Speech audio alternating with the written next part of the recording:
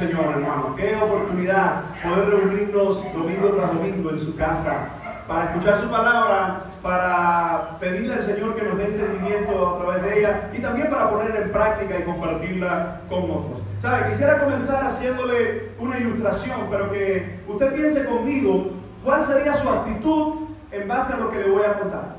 Piensa por un momento una persona que ha hecho tanto daño, tanto mal, incluso se puede considerar como uno de los peores asesinos de la historia, una persona extremadamente violenta, que ha dañado familias, que ha destruido hogares, y a esta persona las autoridades le toman y entonces tiene que pagar en prisión.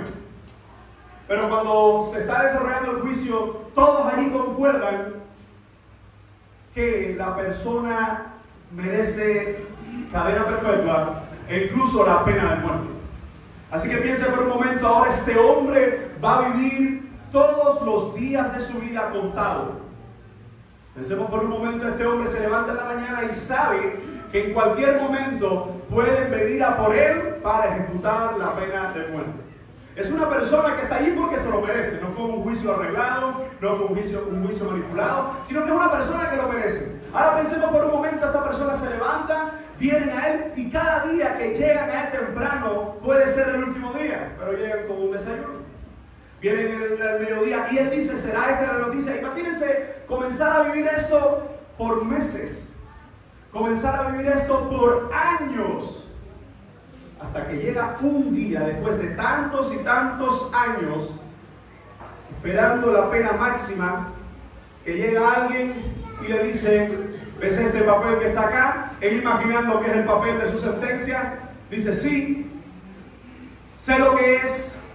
A lo que el guarda le dice, no tienes idea de lo que es el papel de tu libertad.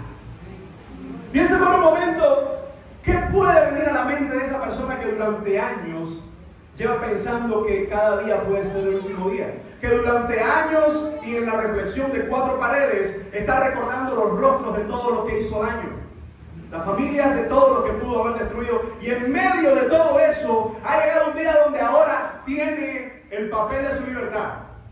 ¿Qué harías tú? ¿Qué haría yo? Pero antes de pensar en eso, quisiera concluir con esta historia diciéndote lo siguiente. Ese hombre que ahora es libre decide quedarse en esa prisión. Amados hermanos, es la mejor ilustración que he encontrado para exponer en esta mañana ese texto. Pablo, en el capítulo 5, ha desarrollado los temas necesarios para hablarnos de lo que ocurre en nuestra vida cuando somos justificados por Cristo. Pablo nos ha mencionado que aquellos que han sido justificados tienen paz con Dios, tienen entrada a la fe por medio de la gracia, tienen la garantía de estar firmes en el Señor, tienen la esperanza de que un día van a resucitar con Él. Y en medio de esto, en el verso 12, Pablo introduce dos personajes que en el primero sobreabundó el pecado, ¿recuerdan? En Adán. Y en el segundo, si el pecado fue abundante, sobreabundó la gracia, Jesucristo.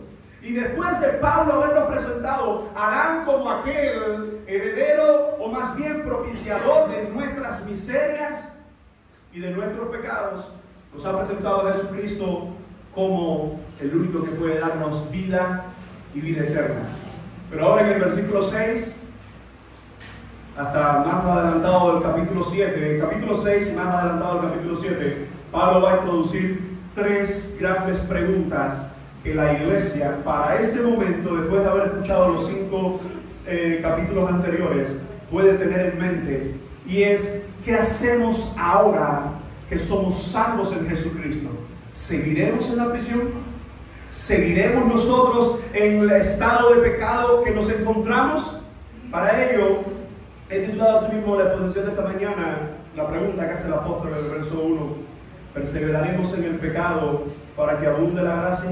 Y quiero dividir este texto en 3 partes. En primer lugar, estaremos hablando de las razones para no perseverar en el pecado.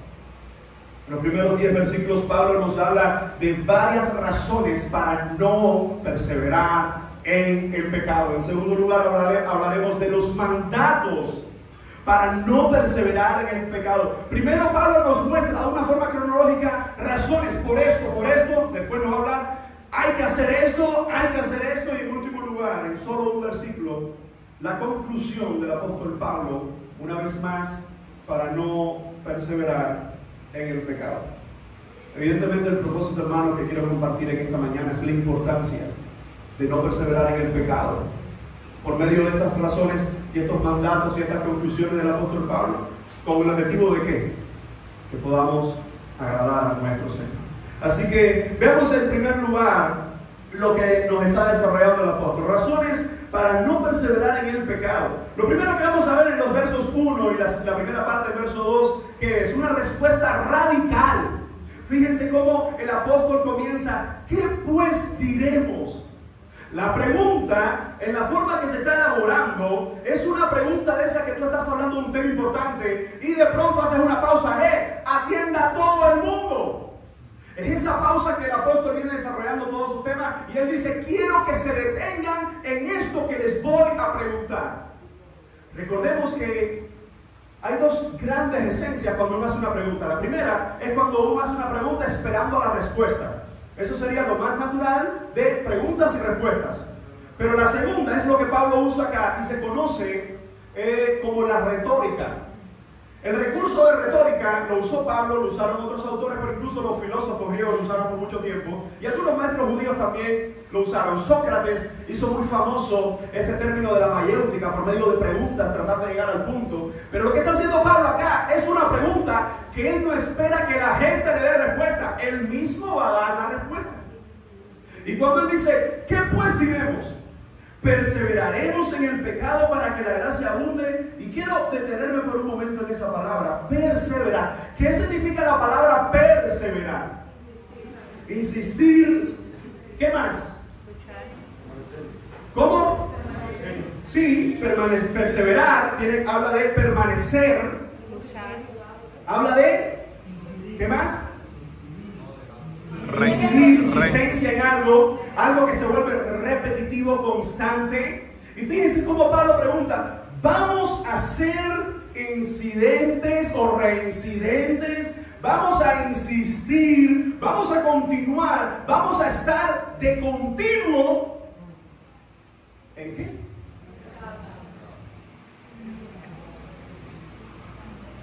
En el pecado.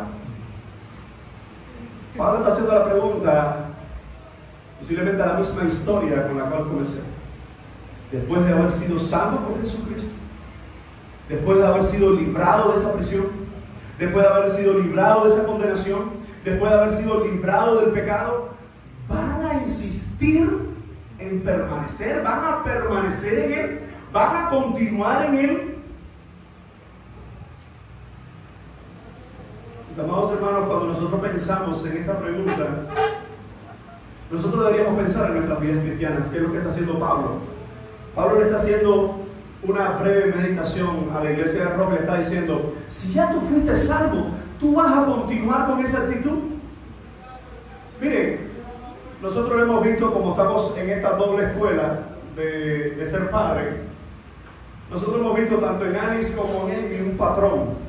Y es que ellas han llegado, aunque en diferentes edades han llegado a ese momento donde tú le dices algo y ellos insisten en hacer lo contrario, incluso teniéndolo al frente, incluso sonando, incluso castigando, incluso regañando. Ellos insisten, ellos persisten e incluso buscan estrategias para engañarnos y hacerlo. Un ejemplo muy sencillo: en la mañana, cada vez que nos levantamos, que se ora con ella, etcétera, punto. Cuando vamos a ver, sobre todo los domingos para acá, nosotros, mi esposa le dice lo que pueden o no pueden traer. Ellas buscan su mochilita de dependencia, pero es increíble como tanto la más grande como la más pequeña, aun cuando Jessie le dice solo esto tú y solo esto tú, ellas tratan aún así y van a donde están los juguetes y Jessie le va a decir solo esto tú, solo esto tú. Él si se va a hacer otra cosa, ellas vienen, sobre todo la grande, viene donde estoy yo, y dice, papá, ¿puedo llevar otra cosa? La respuesta, cuando uno lleva un poco de tiempo en la escuela de los padres, la respuesta ¿cuál es? ¿Qué te dijo tu mamá?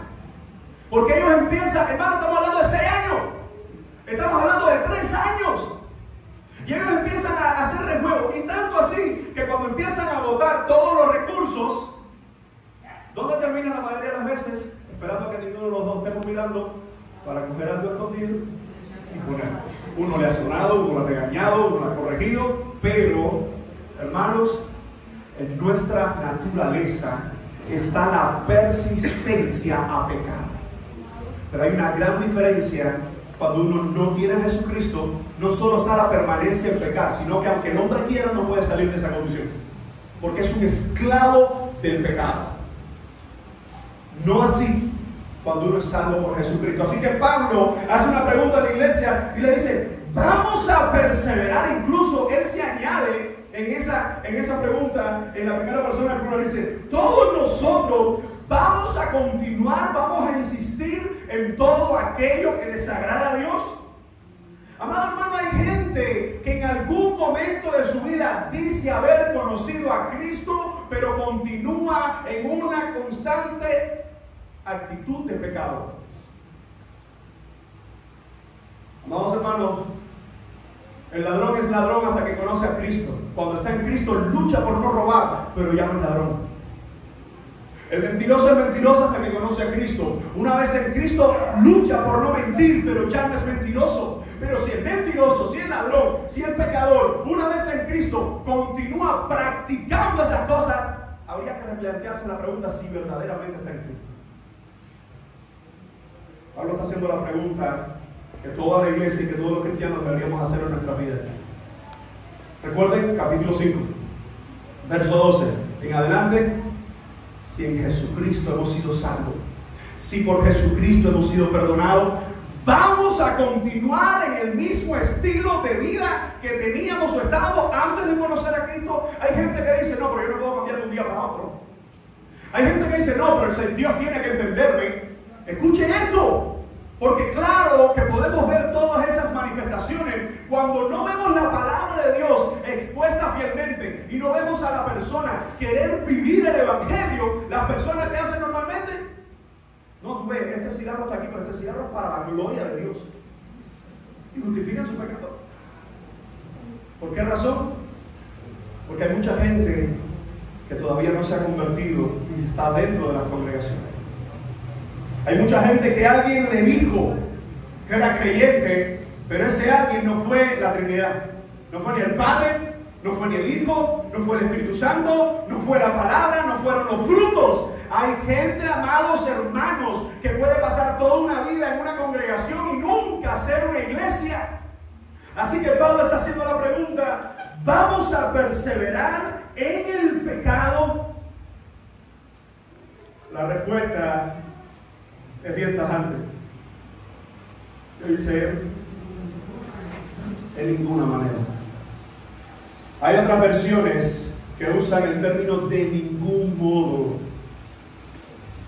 De hecho, cuando nosotros vemos la expresión que usa Pablo en el idioma original, me genoito, ese me genoito es una frase, pero no cualquier frase. No es como cuando alguien te dice, ¿tú quieres hacer eso? Y dice, no, y ya. No, es un no enfático. Es un no que dice, esto no es negociable. Amado hermano, vivir el evangelio no es un juego. Vivir el evangelio no puede ser negociado. Vivir el evangelio no puede ser vivir el evangelio a tus patrones o a tus preferencias. Es vivir el evangelio donde perseverar o practicar el pecado no es una opción.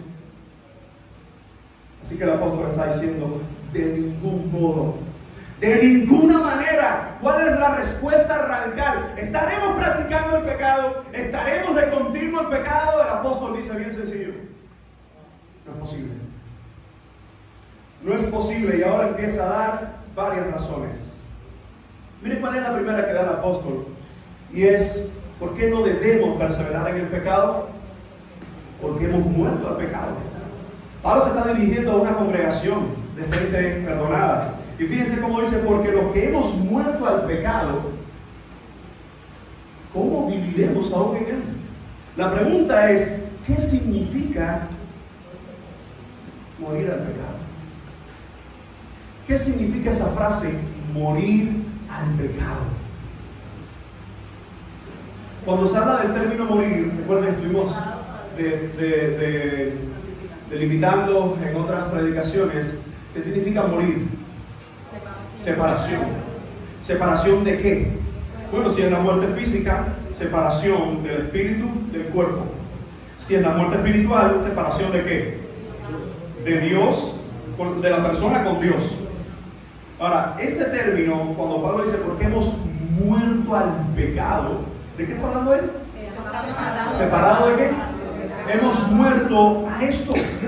Hemos muerto a esta actitud. Hemos muerto a todo esto que desagrada a Dios. Y ya tenemos bien definido qué es pecado. Hay una frase muy famosa que a la gente le encanta. God hates sin, but God loves sin. Dios odia el pecado, mas Dios ama al pecador. ¿Sabe quién es esa frase? ¿Sabe quién es esa frase? Mahatma Gandhi, liberador y libertador de la India. Mahatma Gandhi era un perfecto impío, un hombre no creyente. Tenía muchas buenas posturas, pero el hombre no es bueno por todo lo que hace, sino que el hombre es bueno por cómo responde a lo que Dios hace. Alice en estos días ya está en la escuela con papá me están hablando del Che, papá me están hablando de Camilo, de fulano y fulano y fulano, ¿qué hago? Y le mami, tú escuchas lo que dicen ahí y punto. Papá, pero me están diciendo que ellos son los salvadores, mami, hay un solo salvador y ese es Jesucristo.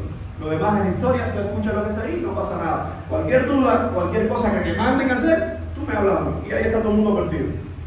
Mi hija, como yo creo que deben ser todos los cristianos, le enseñan matemáticas, le enseñan historia, y sí, le enseñan los símbolos patrios, le enseñan a amar esta patria. Y esos personajes que se consideran historia buena con madre, sí, se lo enseñan. Pero hasta ahí, nosotros no veneramos muertos. Nosotros no exaltamos hombres que nunca le dieron la gloria y la honra al Señor, porque ellos, si murieron en su pecado, hoy están en el infierno. Hay cosas que imitar, sí, pero si yo tengo una Biblia llena de hombres de Dios, de apóstoles y de Jesucristo, ahí están todos nuestros máximos ejemplos para imitar. Pero ¿qué pasa? Que el hombre, que la sociedad toma a las personas que hicieron grandes cosas en la vida y dice, no, es que esa gente son buenos. No existe nadie bueno, ni aún uno. No existe nadie justo, ni aún uno. Así que cuando el apóstol nos está diciendo, porque los que hemos muerto al pecado, hermano, Dios no ama al pecador. Dios ha mostrado su amor al mundo. ¿De qué forma? Por medio de la cruz del Calvario. La única forma en que el pecador pudiera sentirse o verse amado es por el sacrificio de la cruz. Pero cuando vamos a Juan 3:36, porque nos encanta Juan 3:16, de tal manera amó Dios al mundo que ha dado su Hijo unigénito para que todo aquel que se cree, en él cree, no se pierda, mas tenga vida eterna. Pero ¿qué dice Juan 3:36? El que cree en el Hijo tiene vida eterna. Pero el que rehúsa creer en el Hijo no verá la vida, sino que la ira de Dios está sobre él. Así que yo entiendo que alguien diga, no, Dios ama al pecador. Sí, pero explica bien ese amor. Porque es un amor por medio de la cruz. Es un amor que da propiciación, que da sentido de que la persona puede sentirse o verse completamente amada. Pero la única forma en que esa persona no creyente puede experimentar a plenitud lo que es ser amado por Dios, ¿cómo es posible? Por medio de Cristo, hermano. Por medio de Cristo, porque el hombre que no tiene a Cristo, lo que está sobre su vida, dice la Biblia, no Mahatma Gandhi, dice la Biblia, la ira de Dios está sobre él. Así que el apóstol está diciendo, entendamos, porque no podemos insistir en una vida de pecado, porque los que hemos muerto al pecado, la única forma de nosotros morir al pecado es por medio de la salvación, hermano.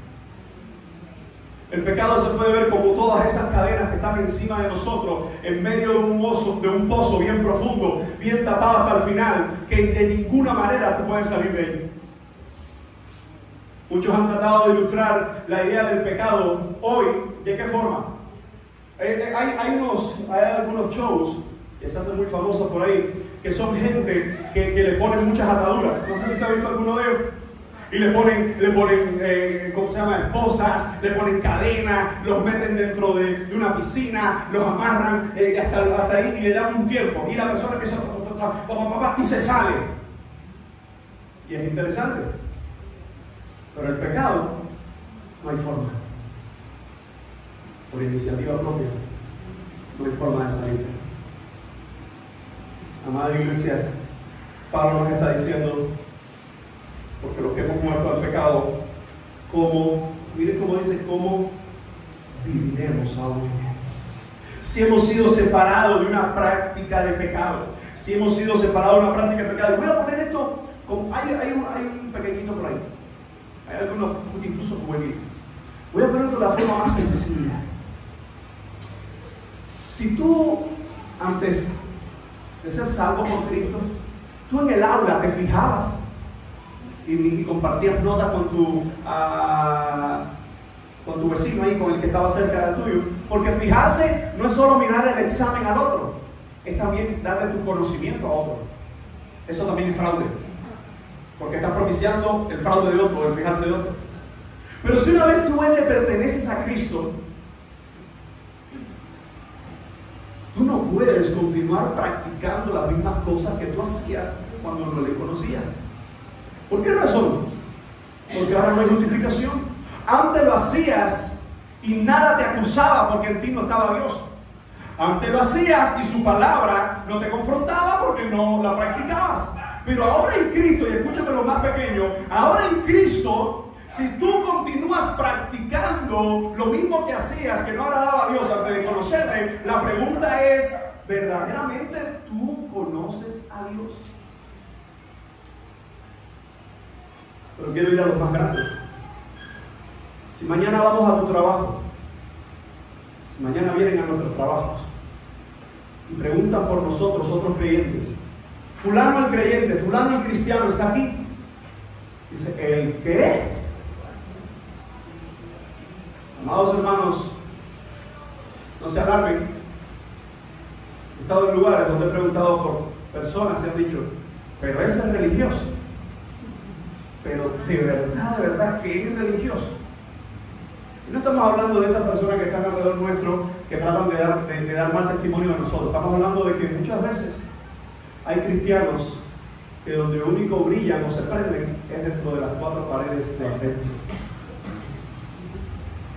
Mis amados hermanos, dice la palabra del Señor, si hemos muerto al pecado, ¿cómo viviremos en él?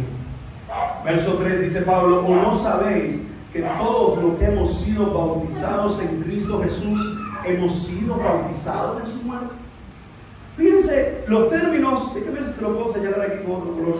Los términos que Pablo está hablando de muertos, es decir, está hablando de muerte, está hablando de vida, de vivir, está hablando de bautizo y después nos menciona bautizo en su muerte. Un versículo que se llena de estas palabras, que todas están cargadas de enseñanza para nuestra vida. Miren lo que dice Pablo, porque los que hemos muerto, los que no tenemos esclavitud hacia el pecado, los que no tenemos relación de practicar el pecado, los demás pueden hacerlo, pero tú no. Pero si al final todo el mundo roba, pero tú no. Si al final todo el mundo miente, pero tú y yo no. Sí, debe decirlo porque yo estoy en esa lista del primero. Si al final los demás hacen esto y tienen otras mujeres, pero tú y yo no. Si al final esto es igual para todo el mundo y hay una hipócrita, pero tú y yo no. Porque hemos muerto al pecado. ¿Cómo viviremos? ¿Cómo seguiremos vivos en esa práctica? Dice, ¿no sabéis que todos los que hemos sido, y ahora Pablo introduce el término, bautizados en Cristo Jesús? Y aunque los versos que vienen ahora lo voy a aplicar más, ¿qué significa ser bautizados en Cristo Jesús? La señal del bautismo evidentemente tiene que significa ser identificado con Él. Hablar de que ahora le pertenecemos a Él. La gente cuando le pertenece a los ídolos de este mundo, ¿cómo es? La gente se pone su manilla roja, la gente se pone sus collares, la gente en una temporada que los estafan, que cuando más los estafan, se visten de blanco y son estafados y todo el tema. Pero uno dice, mire, uno ora por esa persona, porque esas personas son dignas de lástima, porque tú y yo, muchos de nosotros estuvimos en alguna de esas prácticas, o en otras, antes de conocer al Señor. Entonces, ¿cuál es el punto básico aquí? El punto básico aquí es que cuando Pablo está diciendo los que hemos sido bautizados en Cristo Jesús, hemos sido, dice, los que hemos sido identificados con Cristo. Somos identificados en la muerte de Cristo. La pregunta es, ¿para qué murió Cristo? ¿Para que yo siga con mi terquedad? ¿Para que yo siga con mi hipocresía? ¿Para que yo siga mintiendo? ¿Para que yo siga engañando? ¿Para que yo siga robando? ¿Para que yo siga adulterando? ¿Para que yo siga practicando todo aquello que no agrada a Dios? La pregunta es, ¿vamos a perseverar en el pecado? Amados hermanos, a lo largo de estos años yo he visto gente, y no solo en este lugar, en muchos lugares he visto gente que pasan años practicando un pecado, no luchando. Y siempre es bueno hacer esta aclaración. ¿Qué es practicar y qué es luchar? Practicar es lo que hace el no convertido. Luchar es lo que hace alguien creyente, que es difícil, que a veces cae, pero te vuelves a levantar, que a veces te sientes que no puedes más, pero sigues peleando. No existe la posibilidad de morir al pecado, a la relación continua con el pecado y a la vez seguir viviendo en el pecado. Quiero preguntarte a ti, amado hermano. Quiero preguntarte a ti de esta manera. Gracias. ¿Qué relación tiene mi vida con el pecado hoy? Porque todos tenemos una batalla.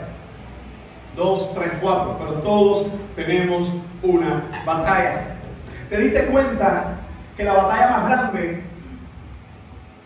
la teníamos evidentemente cuando no conocíamos al Señor? Éramos dominados por el pecado, pero ahí no era una batalla. Es decir, esa batalla no tenía resistencia. Esa batalla era solo de una parte, del diablo, del mundo, de la carne contra mí. Pero una vez somos salvos por Jesucristo, si verdaderamente somos salvos por Cristo, ahora tenemos una batalla contra el mal. ¿Tú quieres saber cómo está tu vida? ¿Cómo está mi vida espiritual? Hay varios parámetros, pero uno de ellos es cómo está mi relación en cuanto a aquello que es pecaminoso. Porque a veces luchamos, a veces sabemos que hay una práctica, hay una relación o hay algo o alguien que no agrada al Señor en mi vida. Y aún así uno quiere persistir y uno quiere insistir. Amados hermanos, dice Pablo, ¿por qué no perseverar en el pecado? Porque no tenemos relación con el pecado. Hermanos, y dar buen testimonio nos cuesta todo. Dar buen testimonio aquí es un poco más fácil que darlo mañana lunes en el trabajo. Dar buen testimonio aquí digo es un poco más fácil porque hay gente que todavía no ha sido convertido, no le interesa nada. Muchas iglesias se llenan los fines de año. Muchas iglesias comienzan a aumentar su asistencia cuando se habla de que viene medicamento, cuando se habla de que viene hay una comida especial o hay esto, hay aquello. Y escuchen cómo yo estoy hablando, muchas iglesias se llenan. No de los creyentes, porque evidentemente si alguien viene a compartir con la iglesia, venimos todos. Pero el problema es cuando es esa gente que está buscando beneficios y no el evangelio. Por supuesto, y a eso se le añade que alguien le dice, no, tú, a ver, repite esta oración, Cristo, sé mi Salvador, amén, aleluya, vengan, oren por Él, aquí tenemos un nuevo hermano en la fe. Hemos hablado de los católicos y hemos sido peor que los católicos. A ver, ven, pasen 3 clases, pasó 10 clases, muy bien, esas clases, ahora para agua, y después hacer esto. Y mucha gente que no se ha convertido, pasó discipulado, pero no pasó el evangelio. Entendió algunas doctrinas, pero no fue salvo por Jesucristo. Razones para no perseverar en el pecado.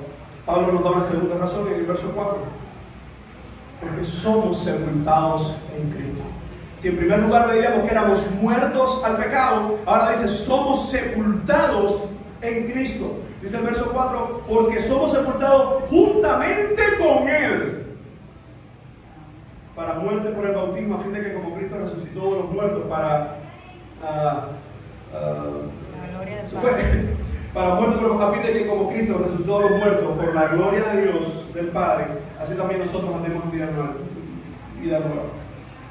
Hermanos, hay gente que quiere matar la carne, pero tener un ataúd diferente, o tener una tumba diferente a la que tuvo el Señor, o tener una cruz diferente a la cruz que tuvo el Señor. Hay gente que le pone condiciones de decir, yo voy a ir a la iglesia, pero esto no va a cambiar. Sí, yo voy a la iglesia, pero esto no se va a vivir. ¿Cómo es posible que tú digas que conoces al Señor y en tu casa todavía tienes detrás de la puerta Juanito, tienes encima de la puerta Ojito, tienes, no sé, todas esas cosas que uno arrastra del mundo? ¿Cómo es posible? ¿Cómo es posible que tú todavía creas en el mal de ojo?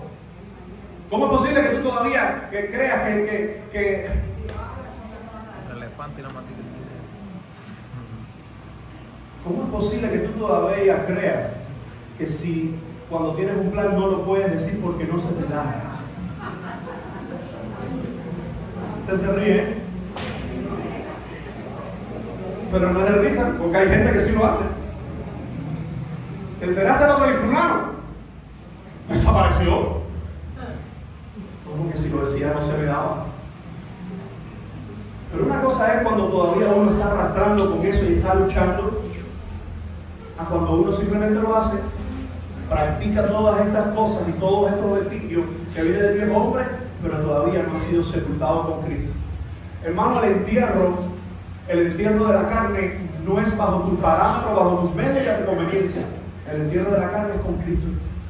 Dice, porque somos sepultados juntamente con Él para muerte, y vuelve a introducir la idea, por el bautismo.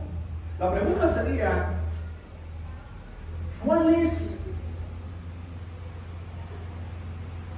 ¿cómo se bautizaba la gente antes? ¿Cuál es el simbolismo del bautismo? ¿Qué es lo que tipifica el bautismo? Hay que buscar, porque nosotros empezamos a buscar el bautismo después de Juan. Pero el bautismo no lo inventó Juan y los apóstoles. De hecho, si nosotros vamos allá al cruce del Mar Rojo, Pedro dice que así como ellos pasaron el Mar Rojo, así hemos sido bautizados en Cristo. Es decir, usa una ilustración. Pero también cuando vamos a la palabra del Señor y buscamos algunos de estos elementos, como con Noé, vemos que Corintio nos habla también como, haciendo la idea como que en Cristo hemos sido identificados. Pero si vamos a Éxodo 29:4, dice que los sacerdotes, antes de entrar al lugar santo, el lugar santísimo, eran purificados por agua. Es decir, que hay una representación en el Antiguo Testamento de algunas ideas de purificación. Tanto así que en la cultura, los judíos en el siglo I construyeron y usaron con propósitos religiosos los mikvah.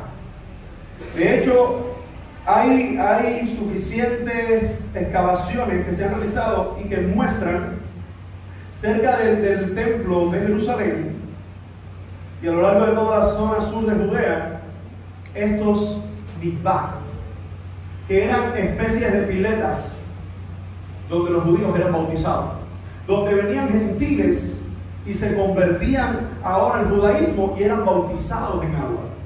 Así que viendo el trasfondo de esto, también tenemos un grupo de una comunidad llamada los esenios que practicaron cerca del Mar Muerto lo que era el bautismo. Pero después viene un personaje en el Nuevo Testamento, que es donde normalmente nosotros vemos por primera vez ya en la historia del Nuevo Testamento el bautismo, y es Juan el Bautista. Juan el Bautista está bautizando un día conocido como el Yom Kippur, el día del perdón. Es decir, no era que él iba todos los días a ese lugar, sino que ese día específico él va a ir a ese lugar y él va a proclamar el perdón, el año del arrepentimiento. El día del Yom Kippur, o el Yom Kippur en sí, es el momento donde judíos venían y el profeta o el sacerdote iba a orar por ellos, iba a pedir perdón por sus vidas, y eran sumergidos y eran bautizados. Ahora, esa práctica, ahora vemos cómo Jesús y los apóstoles la van a replicar. Vemos cómo el mismo apóstol Pablo va a replicar la el mismo mandato de Jesús: vayan, haciendo discípulos, enseñándoles que guarden, dice, y bautizándolos en el nombre del Padre, del Hijo y del Espíritu Santo. Es decir, que vemos un trasfondo del bautismo que ahora en Jesucristo, disculpen, con los apóstoles y con la iglesia, va a tener el trasfondo de ¿qué? ¿Cuál es la doctrina detrás del bautismo cristiano? ¿Qué es el bautismo cristiano? El sumergirnos en agua, ¿qué es? ¿Qué representa? Repito, declaración pública de la fe de nosotros. Es decir, hermanos, a todos los que están comenzando nuevo entre nosotros, de alguna forma tú tienes que anhelar tu bautismo en agua.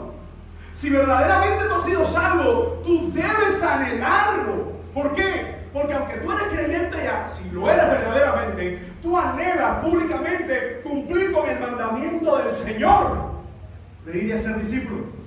Y ese mandamiento visible y público de ser bautizado en agua es un acto representativo del bautismo del Espíritu. ¿Cuál es el bautismo del Espíritu? Cuando un no creyente, cuando un inconverso, cuando un impío, cuando un incrédulo es salvo por la gracia del Señor, experimenta fe y arrepentimiento y ahora le pertenece al Señor y tiene vida nueva. Y esa vida nueva estás anhelada, estás con el gran anhelo de representarlo públicamente. Recuerda que a mucha gente no le dará tiempo a bautizarse en agua, pero a muchos sí le dará tiempo ser bautizado en el Espíritu. Aquel ladrón de la cruz no se pudo bautizar en agua, no le dio tiempo, pero sí fue bautizado en el Espíritu porque fue salvo por Jesucristo. Pero si tú todavía no estás en cama, no estás invalidado para hacerlo y todavía sigues respirando, debes anhelar públicamente un día decir: Señor, te pertenezco. No es que ese día le pertenece más al Señor, no, le pertenece desde el día que eres convertido, pero tienes que cumplir con el mandamiento público. Así que cuando Pablo nos está hablando de que por medio, dice, porque somos sepultados juntamente con Él para muerte por el bautismo, ¿cuál es el fin de eso? Mire, cláusula de propósito: a fin de. Ese a fin de es ¿para qué morimos con Cristo? ¿Para qué fuimos sepultados con Cristo? A fin de que como Cristo resucitó de los muertos por la gloria del Padre, así también nosotros andemos en vida nueva. ¿Por qué no podemos practicar el pecado? ¿Por qué no podemos conformarnos con el pecado? ¿Por qué no podemos conformarnos con que la gente tenga ese mal testimonio de nosotros? Porque mire qué difícil es. Volvemos a este ejemplo de una persona que no es creyente y está en su trabajo comportándose como un no creyente, como lo que es. Ahora en Cristo, a esa persona que a ti te daba 3 pequeños machos, si te saludaba o no te saludaba, ahora tú tienes que saludarlo. A esa persona que hablaba de tus espaldas y después tú hablabas de la de él, ahora tú no puedes hablar de la de él y tienes que mostrarle amor. ¿Por qué? Porque incluso el Evangelio nos dice que hay que amar a los enemigos. Ese es el patrón de Jesucristo. Hermano, no puede existir un creyente con resentimiento y odio en su corazón. El apóstol Pedro habla de que eso lo que trae es raíz de amargura. ¿Y sabe lo que provoca la raíz de amargura? Alejarse de Dios. ¿Sabe lo que provoca el resentimiento en el corazón? Alejarse de Dios. Así que cuando vamos a la palabra, lo que Pablo nos está diciendo, por lo cual también dice, a fin de que como Cristo resucitó de los muertos por la gloria del Padre, así también nosotros andemos en vida nueva. ¿Por qué no podemos o no debemos perseverar en el pecado? Porque somos sepultados con Cristo. Siguiente razón que nos da el apóstol Pablo. Fíjense cómo dice: porque fuimos plantados con Cristo. Miren lo que dice el texto: porque si fuimos plantados juntamente con Él en la semejanza de su muerte, así también lo seremos en la de su resurrección. ¿Qué está haciendo ahí? Repite la idea.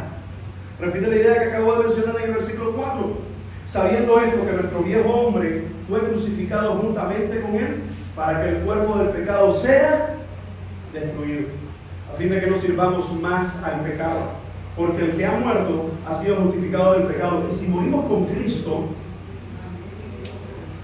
Dice, y si morimos con Cristo, creemos que también viviremos con Él. Sabiendo que Cristo, habiendo resucitado a los muertos, ya no muere. La muerte no se enseñorea más de Él, porque en cuanto murió el pecado, murió una vez por todas, mas en cuanto vive, para Dios vive. Amados hermanos, cuando el texto dice, porque fuimos plantados con Él, la palabra en el original da la idea de que fuimos unidos a Él. Pero hay gente que en el templo se parece a Cristo, en el trabajo no. En el templo se parece a Cristo, en la casa no. En el templo se parece a Cristo, en la parada no. En el templo se parece a Cristo, comprando el aceite no.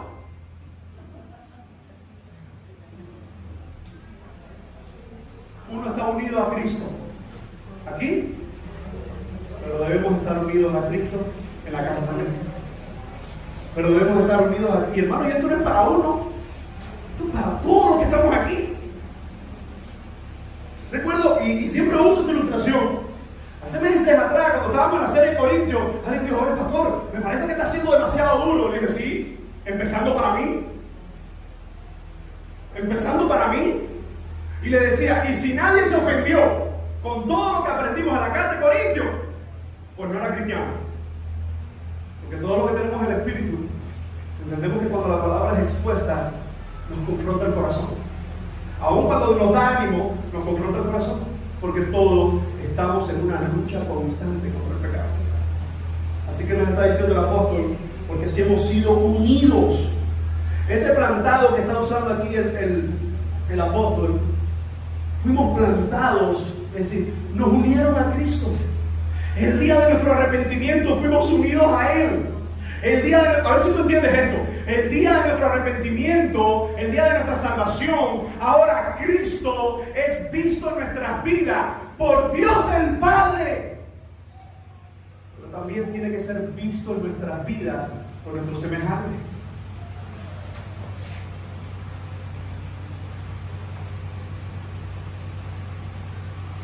Si hemos sido plantados con Cristo, en la semejanza de su muerte, vuelve a usar Pablo, así también lo seremos en la de su resurrección. Hay veces no, cuando la gente del mundo no entiende los misterios del Evangelio, porque la Biblia dice que es locura, por varias cosas, pero una de ellas es, tú sabes, ¿qué te dice el no creyente? Tú sabes de cuántas cosas tú te estás privando. ¿Sí o no? ¿Alguien ha dicho eso? Tú te estás privando de vivir la vida. Te estás privando de hacer esto, de hacer aquello, de darte los lujos que tienes deseo, si al final la vida es una sola. ¿Por qué? Porque la gente está viendo la muerte al pecado como una tortura. ¿Pero por qué? Porque ellos están siendo deleitados en el pecado. Entonces lo que para nosotros es una constante batalla, para ellos es una tortura. ¿Por qué? Bueno, porque no les interesa. Porque no le interesa. Por eso que cuando todos mienten a tu alrededor, tú y yo no lo podemos hacer. Porque ellos no le dan cuenta a nadie, pero nosotros le daremos cuenta a Dios. Así que lo que el apóstol nos está diciendo, dice, seremos semejantes, dice también en la de su resurrección. Amado hermano, es cierto que esta batalla, es cierto que toda esta agonía de agradar a Dios no tiene nada de comparación con la resurrección que viene para los hijos de Dios. Que aunque nosotros no lo entendemos a plenitud, podemos decir, Señor, si has dicho que todos los que morimos en ti seremos resucitados en ti, entonces podemos darle gracias al Señor. Fíjense cómo dice el versículo 7, continúa diciendo, porque el que ha muerto ha sido justificado del pecado. Y si morimos con Cristo, creemos que también viviremos con Cristo, sabiendo que Cristo, habiendo resucitado a los muertos, ya no muere. ¿Saben que había un grupo de personas que creían en el tiempo de Pablo que algunos dioses morían y resucitaban? Por eso para ellos morir y resucitar no era nada. ¿Por qué? Porque volvían a morir. Hay resurrecciones que la Biblia registra en el Antiguo Testamento y en el Nuevo Testamento, ¿sí o no? ¿Alguna de ellas que usted recuerda del Antiguo Testamento? ¿Alguna resurrección? ¿Quién? ¿Nadie resucitó en el Antiguo Testamento? Antiguo. Déjase para el Nuevo. Antiguo. Ahí, ajá. Iban corriendo en una batalla y tropiezan y el muerto cae encima donde estaba enterrado los huesos de Eliseo y sale caminando. Esa es una resurrección. El hijo de la viuda de Naín, bueno, el hijo de una de las viudas. Allá en el Antiguo Testamento, sí. Al Nuevo Testamento mencionaban Lázaro, no mencionaban cuando Cristo estaba en la cruz. Cuando la resurrección de Cristo dice que algunos incluso salieron. Ahora, ¿por qué esa no es la resurrección de la que está Pablo hablando aquí? Porque esos volvieron a la tumba. Esos volvieron a la muerte. La resurrección que se nos está hablando aquí, quiero que entiendas esto, iglesia, porque todos los días nos levantamos diciendo, ay, ¿cuándo Cristo viene y cuándo resucitaremos? Yo no sé, pero todos los días no tenemos esa esperanza, cuando esa es una de nuestras mayores promesas. Y fíjense cómo el texto nos está diciendo, porque sabemos que nuestra vieja naturaleza fue crucificada con Él. Verso 6 y 7, estoy leyendo otra versión, para que el cuerpo de pecado pueda ser destruido, a fin de que no seamos ya más esclavos del pecado, porque el que murió es liberado del pecado. Ese grupo que creía que alguna gente moría y resucitaba, escuchen bien, el Hijo de Dios muere una vez, resucitador. El no creyente muere 2 veces y solo tiene una resurrección, que es la resurrección para condenación eterna. Hermano, ¿se ha usted percatado que siempre con Cristo vamos a ganar los hijos de Dios? Siempre con Cristo va a haber esperanza, siempre con Cristo va a haber gloria. La pregunta es, ¿quiere Pablo decir entonces que el creyente puede en esta vida presente alcanzar un grado de santidad absoluta? Evidentemente no. ¿Por qué? Porque aun cuando yo estoy luchando, de hecho esa es la definición de una lucha, en la batalla, en el menor descuido, pierde. En una batalla, en el menor descuido, fallas.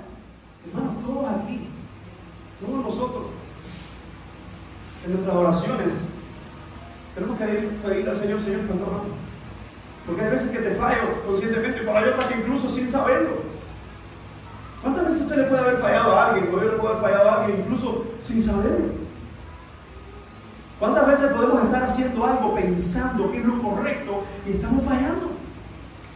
Así que cuando la palabra del Señor nos dice, y Pablo nos da esta idea, evidentemente hay una gran diferencia entre cometer pecado, vivir constantemente en pecado, deleitarse en pecado, a luchar todos los días de nuestra vida hasta que Cristo venga por nosotros o nosotros vayamos a Él contra el pecado.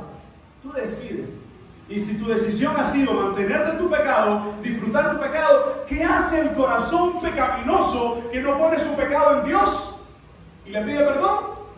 Trata de, ¿sabe qué? Esconderlo. Ese Proverbios, el que cubre sus pecados no prosperará, mas el que los confiesa y se aparta. Porque bueno, no, si al final el Señor me va a perdonar, que los confiesa y se aparta, dice el texto, alcanzará misericordia.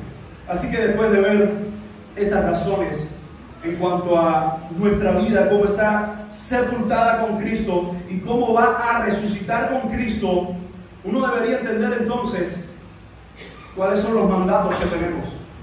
Veamos los mandatos rápidamente en estos versos 11, 12 y 13. En primer lugar, considerémonos muertos al pecado y vivos para con Dios. La idea de considerar aquí no es simplemente pensemos que estamos muertos al pecado, no. No es una cosa que se piensa, es una cosa que se vive. Aunque tú y yo necesitamos ¿qué? Pensar en la palabra. Hermano, ¿cuánto le ha pasado? Que incluso en sus mejores momentos de relación con Dios, es decir, estudiando la palabra en ese momento del día, orando, ¿a cuánto le ha pasado que ese día ha sido uno de los peores días de su vida? Con problemas, con pruebas, con tentaciones, con tantas cosas. La pregunta es ¿por qué? Porque hay que luchar contra el pecado. Si tú todavía piensas que el pecado que está en ti es algo que, bueno, es algo que uno puede sobrellevar, deberías replantearte tu relación con Cristo. Si eso es lo que pienso yo, también debería serlo.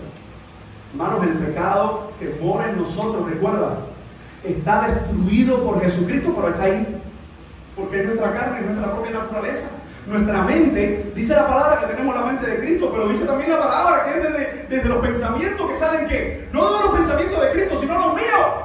El Señor lo único que ha hecho a mí es poner su paz, es poner su misericordia, poner su gracia. Mi carne lo único que ha hecho es echarlo todo a perder. Considerémonos muertos al pecado y vivos para con Dios. Lo que está diciendo el apóstol es: recordemos y practiquemos que no tenemos relación ninguna con el pecado. Hermano, nadie que conoce al Señor de un día para otro decide alejarse del Señor. Nadie. Todo comienza por un paso hoy, un paso mañana, un límite hoy, un límite mañana. En mis años de vida cristiana, yo estuve lejos del Señor. Yo creo que todos saben ese testimonio. Cuando yo era un jovencito, en mis 10 y pico años, 2 años en el pre, hermano, yo estuve lejos y a mí me llevaron desde los 4 años a la iglesia. Y estuve lejos.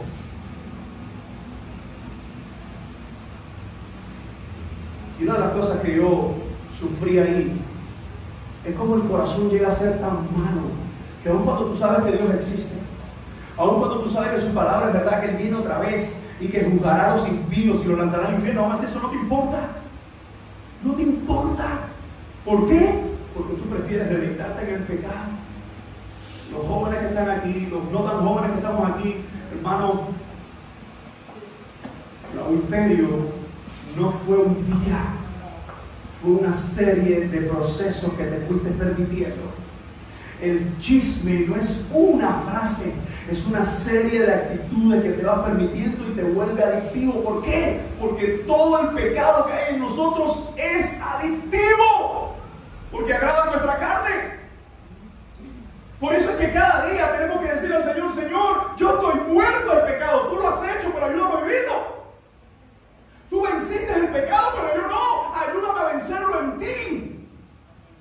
Y aún cuando le buscamos, y aún cuando la tratamos de agradarle, una de las grandes mentiras es cuando caemos en nuestra maldad y fallamos, y justo ahí decimos: lo mío no tiene solución. Cuando le fallamos a Dios decimos: esto no tiene solución. ¿Cuánta gente hoy no está en el mundo y va camino al infierno simplemente por pensar que podían vencer el pecado en su vida por su fuerza?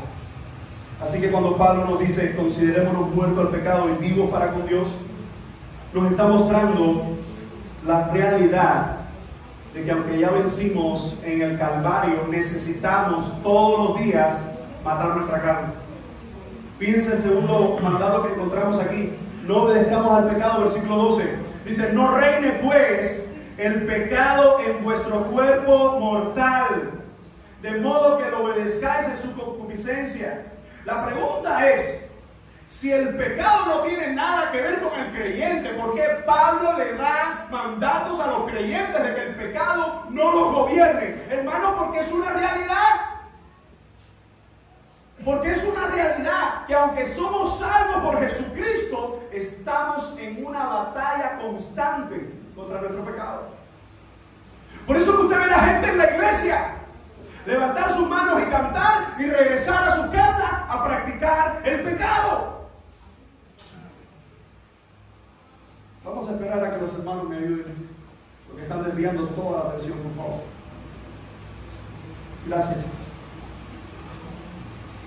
La palabra del Señor nos va a recordar a nuestras vidas, nos va a animar a nuestras vidas de que la batalla que tú tienes, quiero que la entiendas así, la que tú y yo tenemos. Recuerda, esto no es de un grupo. Hermano, tú tienes tantas batallas como tu hermano, por eso es que necesitamos animarnos los unos a los otros y recordarlo todos los días de nuestras vidas, que hay una lucha para que mi carne agrade el mundo, para que mi carne le dé deleite a las cosas perversas. Así que lo que el apóstol está diciendo, que no reine un enemigo vencido por la cruz del Calvario, no puede reinar a menos que tú le des el paso, a menos que tú le dejes reinar en tu vida. Por eso no existe la justificación de que yo soy así. No existe la justificación de que así es como yo soy. Así me enseñaron, eso no existe. No existe la justificación. Jamás voy a perdonar a mi padre, jamás voy a perdonar a mi hijo, jamás voy a perdonar a mi esposo. No existe la justificación. Jamás voy a perdonar a esta gente. No existe. No reine pues el pecado en vuestro cuerpo mortal, de modo que lo obedezcáis en sus pasiones perversas. Esas actitudes, esas pasiones perversas, hermano, no te dejes guiar por lo que tu corazoncito te dice. Lo que mi corazón me diga. Porque ¿sabes lo que dice Jeremías de tu corazón, y lo que dice Mateo de tu corazón? Bueno, Jeremías dice que es perverso, malo, diabólico, endemoniado. No es que tú estés endemoniado, pero tu corazón eso es lo que quiere hacer. Dice Mateo que es de ahí dentro donde sale todo ese cúmulo de ¿qué? De perversiones. Ay, es que mi corazón me dice, ¡cuidado! Es que tengo una cosita así por dentro que me dice, cuidado, porque una cosita es un demonio. Y editamos, no es un demonio. Si eres creyente no es un demonio. Vamos a decir el nombre como es tu naturaleza, y mi naturaleza perversa que quiere dominarme. Y Pablo dice que no reine, que no gobierne. El creyente, con la asistencia de la gracia, dice un autor, en el poder del Espíritu está dotado por Dios mismo para hacer frente a esta situación. El día que no peleemos en nuestra vida cristiana es un día que empezamos a cederle terreno a la carne. ¿A usted no le ha pasado alguna vez, y todavía eso no se ha inventado, yo creo que no va a existir? No hay ningún teléfono que tú le descargas y ya, y no haya que cargarlo más nunca. Uno, por la tecnología, no ha llegado a ese punto. Dos, porque no conviene. No conviene. ¿Por qué? Porque el que te lo vende, él sabe que esa batería se va a deteriorar, tú necesitas uno nuevo, necesitas reemplazarlo, etcétera, etcétera, etcétera. Amados hermanos, en la vida cristiana necesitamos todos los días de nuestra vida, cada momento, cada segundo, cada situación, cada circunstancia, en cada lugar, estar prendido a Jesucristo. Porque incluso prendidos a Jesucristo, asidos a Cristo, aferrados a Cristo, nuestra carne dice, ¿Ha escuchado usted esa frase profundísima que dijo aquel hombre tan sabio? El venado siempre ala vamos. La carne siempre alará para el pecado y para el mundo. No obedezcamos al pecado. Mandato para no perseverar en él. Presentémonos a Dios como vivos y como instrumentos de justicia. Mira lo que dice el texto: ni tampoco presentéis vuestros miembros al pecado como instrumentos de iniquidad. Pregunta: ¿a qué se está haciendo referencia Pablo por miembro aquí? Porque quizás uno dice, bueno, nuestras manos, nuestro corazón. Está hablando de todo. Es un recurso figurado para decir, no presentes tus pensamientos, tus palabras, tus acciones, lo que eres, lo que haces, no se lo presentes al pecado como un instrumento de iniquidad. Es decir, como una vía de maldad. Es ese momento cuando alguien te dice, bueno, ¿y por qué no hacemos esto? Tú sabes que está mal, y aún así tú eres parte, te presenta y dices, sí, me monto en ese carro. Cuando alguien te dice, ¿por qué no hacemos esto o otro? ¿Sabes, hermano, que muchas de las personas que practican hoy todas sus perversiones y sus pecados, muchas veces están influenciados por agentes externos, por otros, pero son tan culpables? Son tan culpables, y cuando van ante la ley, tú pagas por tu maldad, aunque otro te impulsó, tú pagas. Y cuando vamos ante Dios, aunque otros me impulsaron, aunque otros me abandonaron, aunque otros me animaron a hacerlo, tú y yo pagamos por los nuestros. Así que cuando Pablo nos dice, ni tampoco presentamos vuestros miembros al pecado como instrumento de iniquidad, sino presentados, dice el texto, como vosotros mismos a Dios, como vivos dentro de los muertos, y vuestros miembros a Dios como instrumentos de justicia. Hay algunas versiones que sustituyen el término instrumento y ponen como armas de justicia. Una vez más se está recalcando la idea que estamos en una batalla constante. Hermano, cuando te levantas en la mañana, ¿qué es lo primero que haces? Porque yo no sé usted, pero una de las tendencias que yo tengo casi todas las mañanas cuando me levanto es a coger el teléfono, no para leer la Biblia, que yo la leo ahí, sino para ver las redes sociales. Una de las tendencias, no estoy diciendo que es lo que hago, pero es una de las tendencias. Porque no hay que esforzarse para hacer todo aquello que nos roba el tiempo de las cosas de Dios. No hay que esforzarse, dejarse llevar. Miren qué sencillo, ¿a cuántos le pasó que hoy antes de venir para acá se le presentaron un problema para no venir? Uno, quizás dice, no, a mí no fue uno. 2, 3, 4, 5, 6, 7.